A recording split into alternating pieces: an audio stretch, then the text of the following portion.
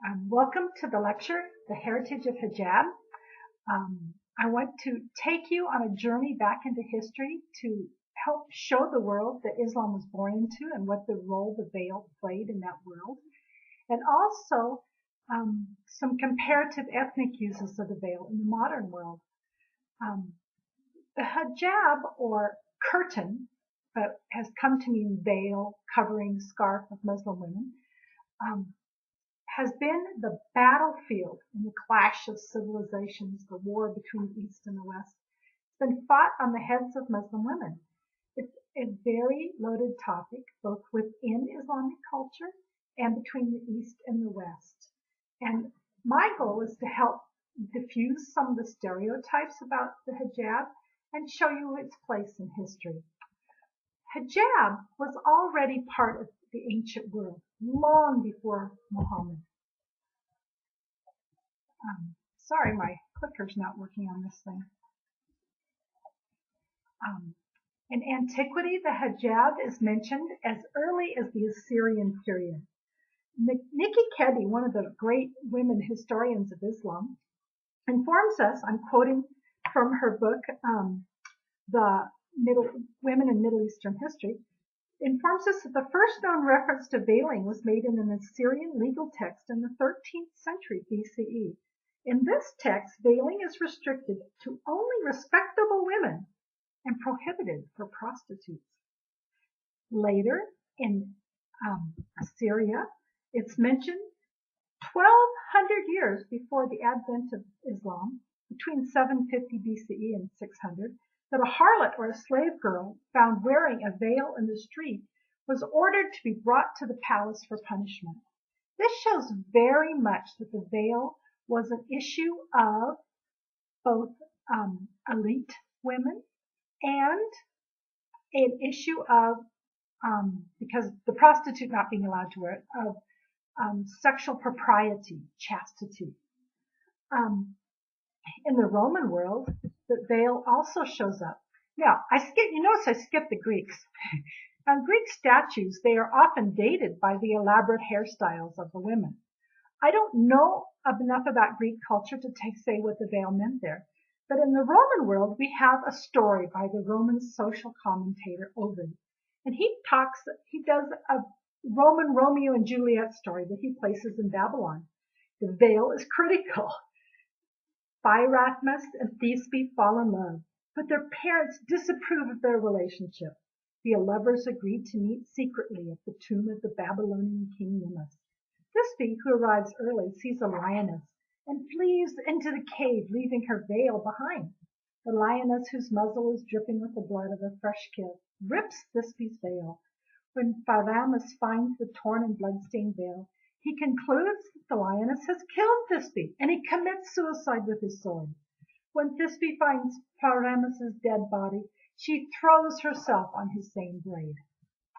Again, the veil is a very common accoutrement of the Roman woman. Now, even Etruscan women wore a head covering, especially after they were married, as we can see from the sarcophagi. Etruscans might be more important than you think, because it's believed that they immigrated to Italy from Anatolia, the area that became part of the Muslim world. Sassanid Persian royal women, from which much of the Abbasid culture took its rules and its culture, also wear veils, and we know this from Islamic texts. It talks about when one of the Sassanid royal Persian women was taken to Mecca to be sold on the slave block, that the slave dealer ripped her veil from her head, and she, in turn, grabbed it and slapped him back. And the issue was brought to Omar for this disgraceful behavior. Omar, at this point the third caliph, agreed that she should be allowed to keep her veil, and he then took her from the slave block and distributed her to the elite men that would take her, and she became mother of renowned Muslims. So we know the Sassanid royal Persian women did veil themselves. The same with Byzantium, where the women also veiled themselves as a sign of their elite power.